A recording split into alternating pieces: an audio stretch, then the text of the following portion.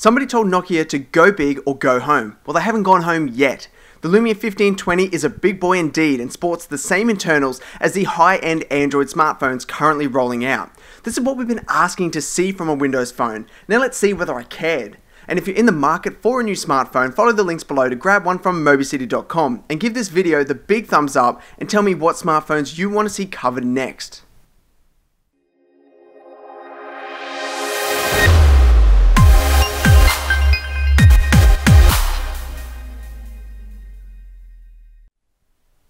Better start with what's obvious to all. This isn't some small phone. No, it's huge, and Nokia does very little to mask its size. It's a recurring design style for them, pointed corners with smooth roundings, a subtle contour across the soft touch matte backing that nestles into your palm. It does look pretty outrageous next to your head making a call, considering the vibrant colour is more or less a slab-like beacon. Small holes machined into this rigid unibody indicate the speaker and microphone.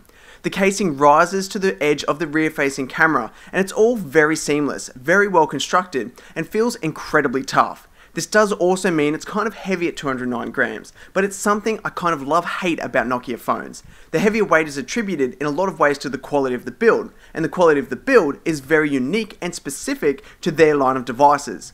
I felt nothing other than love when holding this phone. As big as it is, it's still incredibly thin at 8.7 mils. Craftsmanship is superb. Even the front glass panel is Gorilla Glass 2 with clear black technology, so it's deep and dark, and contrasts lovely with Nokia's vibrant selection of colours.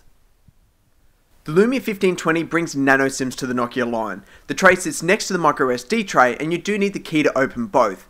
The physical inputs are running down the right hand side and all have been positioned well, not sitting too high up for single-handed operation.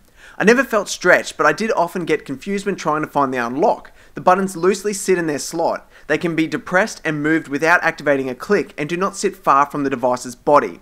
While they are glossy and the texture-wise contrast from the matte sides, I often mash the volume rocker instead of the unlock.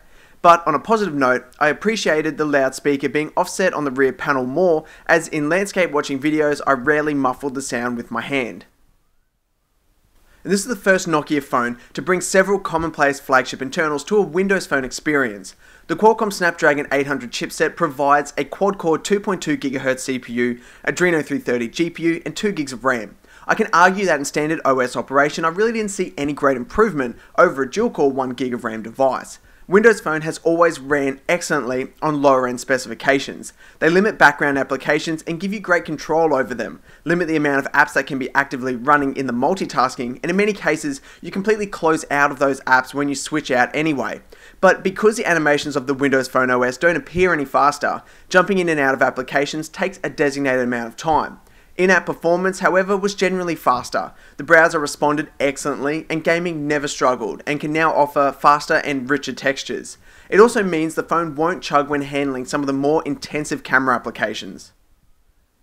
You also get every connectivity option under the sun. Dual-band Wi-Fi and LTE grab consistent signal strength. You have a micro USB version 2.0 port and 3.5mm headphone jack port, along with Bluetooth 4.0 and NFC. For storage, you do have 32 gigs internally and can expand out by another 64 gigs via microSD card. It's powered by a 3400 mAh battery that needs to maintain that full HD panel.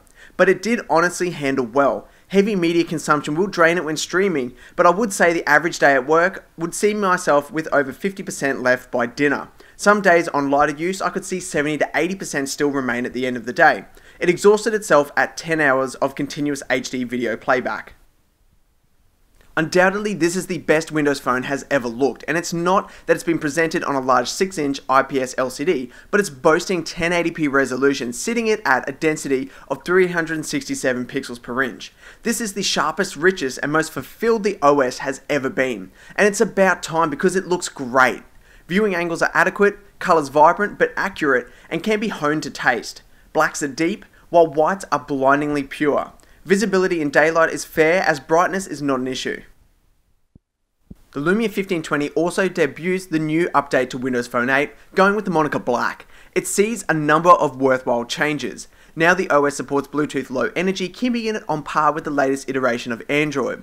The glance screen now can operate in different color choices with night mode, green being my preference. It also sees new notification types with the pedometer, custom text and calendar info. There is also raw camera file support for the Lumia 1020 and 1520, as well as new tweaks to the camera algorithms. And supporting the new larger screen size, the homepage now supports an additional column of the middle sized tile. If this wasn't the case, I would have hated to see how engorged the tiles have become. I've seen people rocking with a myriad of approaches to customizing using this additional space, but my preference was to use the mid-sized tiles running down the entire right hand side, and they were all my important apps that I use constantly. This way they were easily at my disposal for how I use my smartphone. There are also a handful of key new apps for Windows Phone. Obviously a proper Instagram app is a highlight. The Vine app, Facebook and Twitter, all worthy of comparison to their Android or iOS counterparts. You once again have Office built into this device for excellent document creation, and with SkyDrive or Dropbox, I had all my documents at my disposal on a very user-friendly 6-inch panel for showing people. Nokia's Refocus app is a really cool idea, where you take a picture of a close-up object and the camera takes a burst of shots, focused at different levels to allow you to change the focal point at a later stage.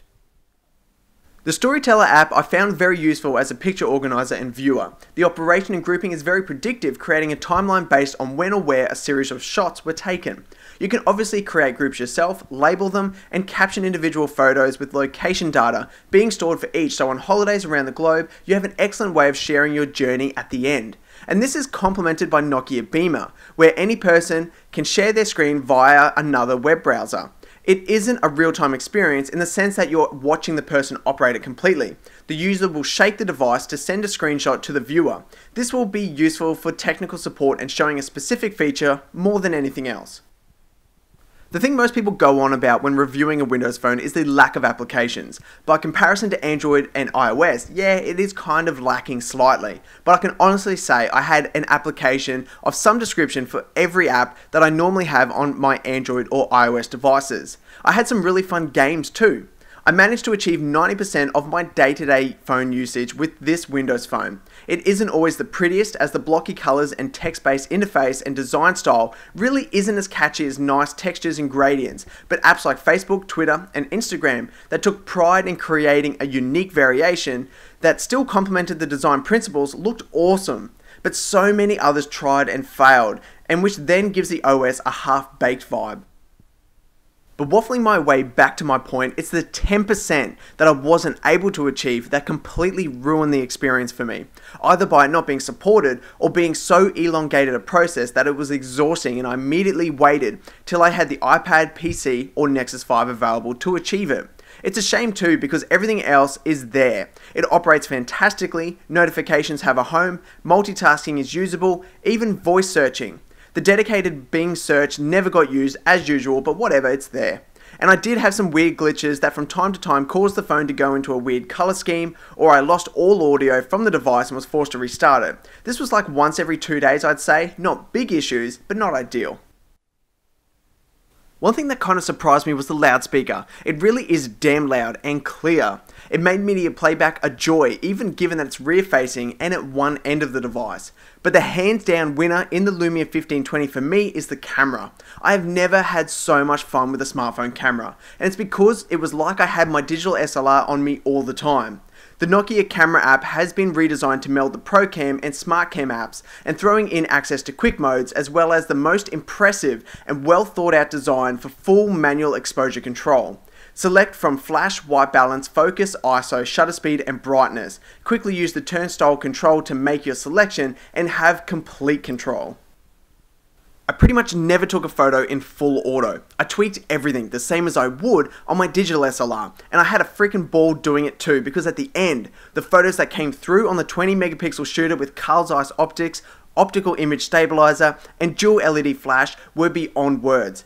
Everyone that saw my photos was impressed. The large sensor balances light excellently. I took incredible macro style shots and even fairly stable 4-second exposures at night.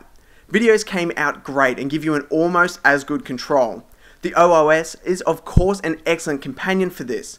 The front-facing 1.2 megapixel camera is there as well, but it isn't anything to like or dislike really, but it will only shoot at 720p. If you have already adopted a Windows Phone and are looking for a better experience, the 1520 is a strong recommendation. Coming from another OS, think carefully about what you use and don't use. But like I said, it's 10% that I missed out on, but they were a lot of the elements that the average user wouldn't use. The build, the display, the processor are big winners. The size is certainly not for everyone, but it helps eliminate some need for a small tablet as a complementary device. The camera, however, I won't soon get over it. I took photos every hour. I don't do that on a standard smartphone. I tinkered with every single one of them to create something unique and memorable. And that's what the Nokia Lumia 1520 will be for me. A memorable Windows phone. I'm Kurt and this is KABOOtech. Thanks for watching.